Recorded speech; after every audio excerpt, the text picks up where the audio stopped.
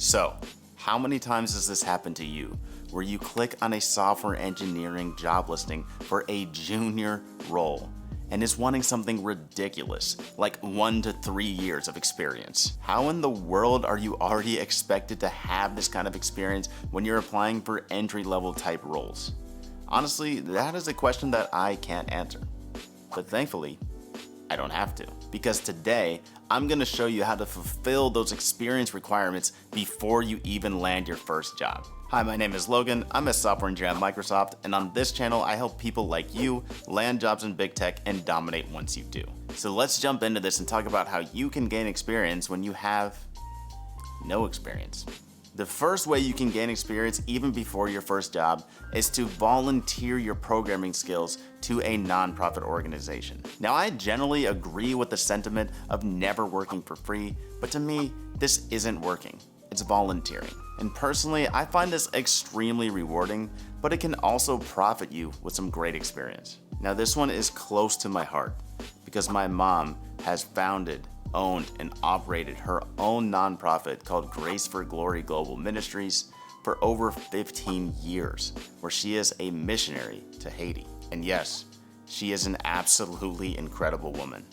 And honestly, I'm blessed just to know her, let alone the blessing of being her son. But in any case, while I was trying to gain experience before my first job, I was able to lend my skills to her ministry and do simple website updates. I was also able to work closely with other members of her team, and so I gained some valuable soft skill experience in addition to the technical experience. But you may be thinking that without a connection like I had, it might be difficult to find a nonprofit that wants this type of work. But fortunately, this just isn't the case. After watching my mom run her nonprofit for so many years, I can tell you that they're always looking for people to lend a helping hand, especially people that can program. So some suggestions on how to find some organizations that are looking for somebody with your skills are to go to your local church and see if they're affiliated with anybody that might be in need of somebody with coding skills. Or alternatively, just search for nonprofits on Google in areas that you might be interested in helping out and reach out to them via their website. And you may be surprised just how easy it is to find a cause to support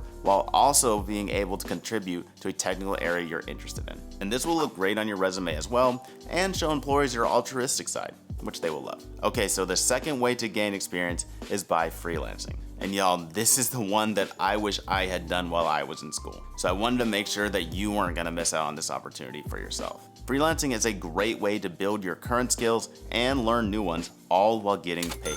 And the best part is, you set your hours, so you don't have to worry about being overworked if it becomes too much. But also, if you really get into it, you can make a ton of cash. I mean, I've seen people charging over $60 an hour, and all the while they're building up those resume skills at the same time. And also, you're dealing with real-world clients, which of course comes with real-world problems. But those problems quickly turn into opportunities to build soft skills that will certainly help you when you start your corporate role. I mean, that is, if you even decide to go into corporate when you see how much money you can make just by striking out on your own into the freelancing space. So just jump on freelancing sites like Fiverr or Upwork to get started and don't miss out on this opportunity like I did. Alright, so the third way to gain experience before you land a job is to become a teacher's assistant. This is one of my favorite ways of showing experience before I landed my first internship, and I actually TA'd for 3 different classes throughout my undergrad. TAing a class demonstrates a strong knowledge base in a certain area,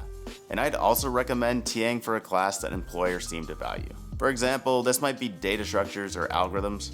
We all know just how much interviewers love those topics. Or it could even be intro computer science classes, but where you emphasize the fact that you had students focus on foundational computer science skills such as object-oriented programming. Now, many other people might also have this type of experience, so I suggest going a little bit above and beyond to make sure you still stand out in this area. For example, I set up a Slack workspace in one of the classes I TA'd for in order to field a ton more questions and give personalized help. That wasn't something expected of me, but it helped students out a ton, and it gave me a small thing to talk about in my interviews. And by the way, if you're interested in an awesome plan about how to become a TA yourself, I previously made a video describing the exact formula that I use to get TA offers for 6 different classes. So I'll link that here and in the description, so definitely check that out if you're interested in gaining experience this way. Alright, so the 4th way to gain experience before you even land your first role is to participate in hackathons. Hackathons are usually 2 to 3 day events where you team up with a few people and work to build a project together that is often based around some type of theme. For example, I did a project through Johns Hopkins where the goal was to build something that would improve healthcare. My team and I built an app that was centered around in-home eye care, and that project still lives on my resume. And a great aspect about hackathons is that you build transferable soft skills. I mean, you're working with a team of people in real life, so you actually have an opportunity to generate some great answers to behavioral questions. So my suggestion here is to approach your hackathon while thinking about it in the light of some of these types of questions. So for example, look for a leadership role so you can talk about how you're somebody that seeks out leadership opportunities. Or you can be on the lookout for conflicts that you can try to solve. But it should go without saying here that obviously don't start a conflict on your own or anything like that. That's just gonna put some unnecessary stress on others and yourself. But the point here is that behavioral questions can be tough to answer without real-world experience, and hackathons are a great way to gain some of this experience. And also, you should do your best to convince your team to use some sought-after technology for your project. For example, in my hackathon, we use Google Cloud Platform, machine learning, and TypeScript. And I've been asked about all 3 of those due to that project, and I'm sure it helped me get past some resume screens as well. So hopefully you can tell that there are a ton of experience opportunities built into hackathons, so I definitely recommend checking those out. Alright, the 5th way to gain experience before landing your first role is through personal projects. While this one lives in a different section of your resume than the experience section, definitely don't sleep on it, as it is one of the best ways to actually show this experience. Strong projects where you demonstrate technical prowess and sought after tech spaces are amazing ways to show your value to employers. Plus, everyone is obsessed with the growth mindset these days, where you're showing a willingness to learn and you have a mindset that you're forever growing. And I found that projects that I did on my own outside of class were the ones that I always ended up talking to interviewers about in regard to this mindset. And that's because projects that you do on your own exemplify this curious, forever student, willing to learn kind of thing. And there's something that will definitely go a long way in your interviews. Also, I did my best to use technologies that are hot right now in my projects. Namely cloud computing, as that is my personal preference as far as sought after tech areas go. So I suggest that you take that advice as well and build some projects in some cool tech areas that people are chasing right now.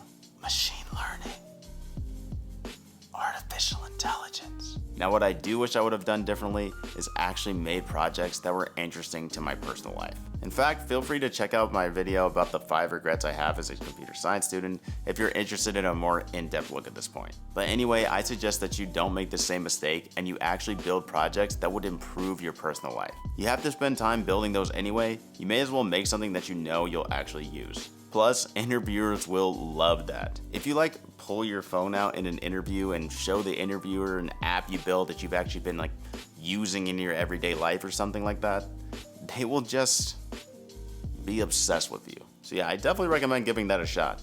And also just treating personal projects is a great way to gain experience for yourself in general. So those are my top 5 ways to gain experience before you even land your first job.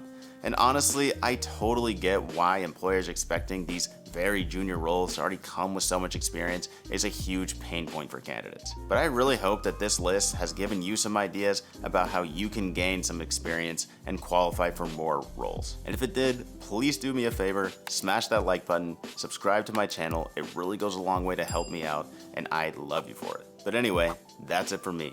And remember, we'll all make it together. Just gotta keep praying.